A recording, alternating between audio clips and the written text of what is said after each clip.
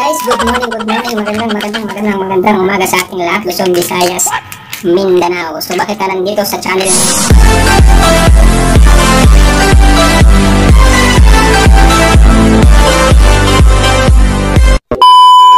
na to? So naghahanap ka siguro ng solusyon upang solusyon sa iyong problema. So ano bang problema mo guys? Bakit ka nandito sa channel na to? So naghahanap ka ng mabisang pamatayan ng mga ipis.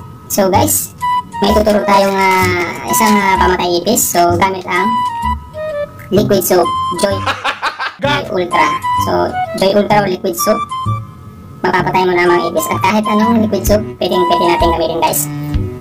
So kaibahan dito sa mga bagong modernong pamatay testing nyo is gumagamit sila ng Baygon, no? So Baygon is mahal and then delikado pa sa pagkain.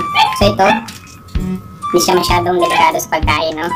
So kahit saan mo siya spray, hindi siya masyadong delikado. Hindi katulad ng Baygon, talagang delikado sa mga pagkain, lalo na sa mga bata.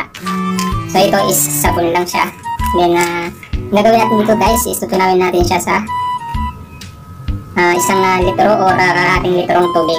So mamaya hanap tayo ng ipis o tatry natin kung talagang mabisa itong gagawin natin. So bakit ka nandito guys? So naghahanap ka ng solusyon bilang pamatay sa mga ipis. So kung bago pa lang sa channel to, please subscribe and then hit the notification bell para updated kayo sa aking mga gagawin pa o susunod pang mga videos. So guys, hindi natin papatagalin. Umpisahan natin to. Please watch. So yan guys, umpisa na natin, no? Gamit ang Joy Antibac. So yan guys.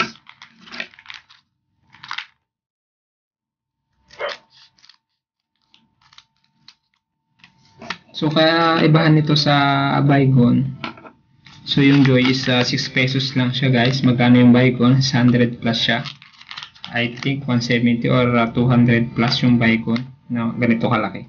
So ito is murang halaga, 6 pesos. Makakagawa ka na ng pamatay sa mga ipis. So ito guys, isa na natin. Then ilalagay natin siya sa, mimix natin siya sa tubig. So tubig gripo lang ang gagamitin natin dito. Hindi siya distilled water, hindi siya mineral. So tubig gripo lang guys. Then naglagay tayo sa I think 200 ml siya. Then meron na rin tayong spray mist. So yan ang gagamitin natin. So buksan lang natin siya guys para mailagay natin yung liquid soap. So tingnan natin siya.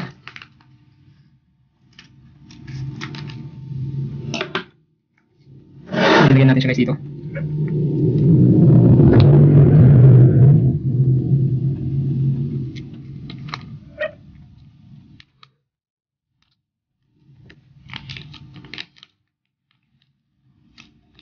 So yan guys,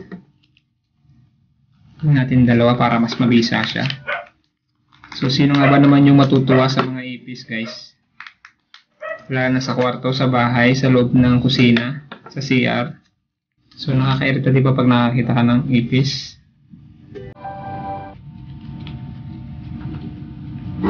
So yan guys, naisali na natin. So may natira pa ako dito sa ginawa nating pamatay langgam ng nakaraan. So ilok na rin natin to. Sayang.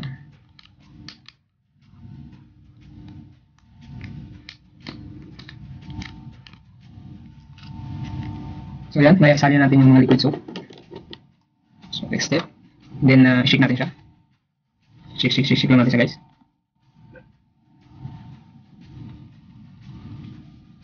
Shake lang natin, shake. So yun guys, na-shake na natin. So hanap naman tayo ngayon ng grupo ng mga ipis. So tara guys, hanap tayo.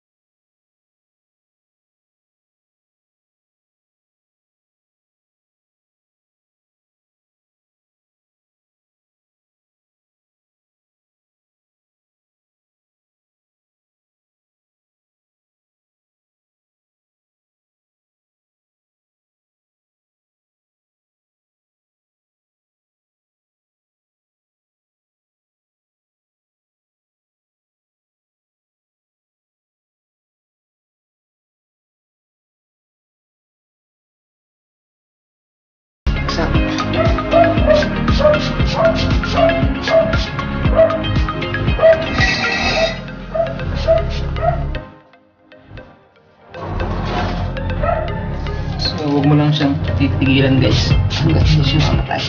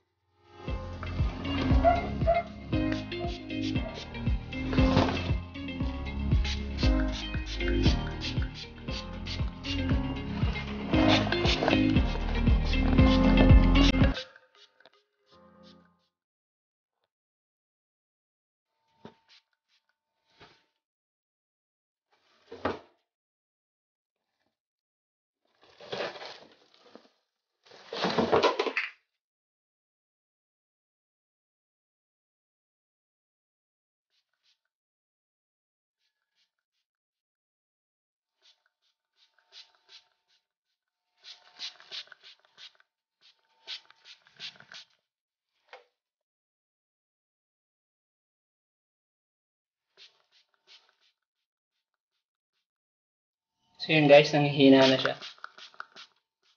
Yan.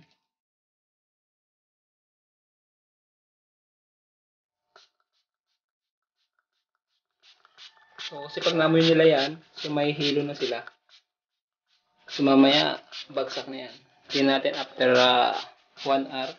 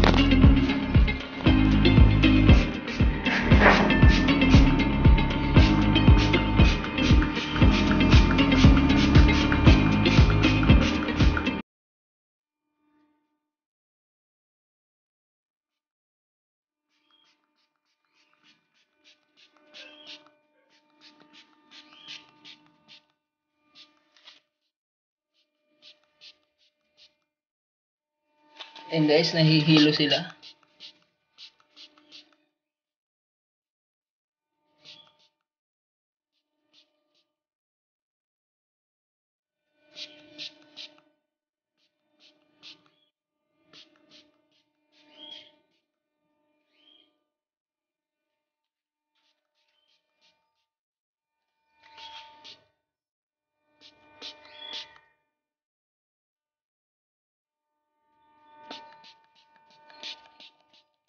So mamaya, patay na yan guys.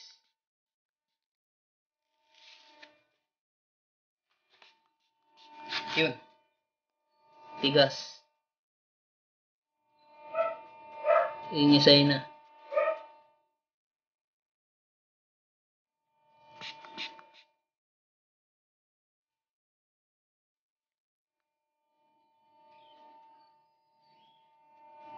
Ano ka ngayon? Tanggal ang yabang mo. Ha? Tanggal ang yabang mo ngayon, ipis. Wala ka sa mabisang pamatay, ipis.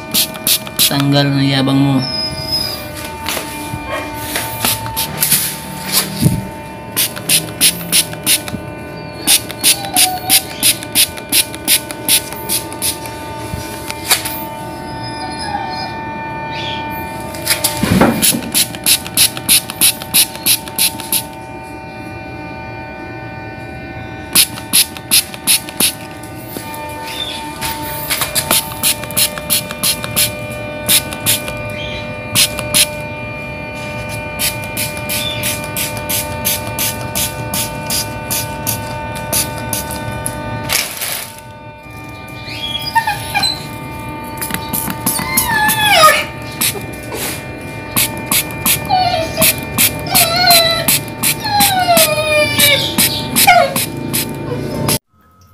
So yun guys, nakita niyo kung gaano kabisa yung ginamit nating pamatay ipis.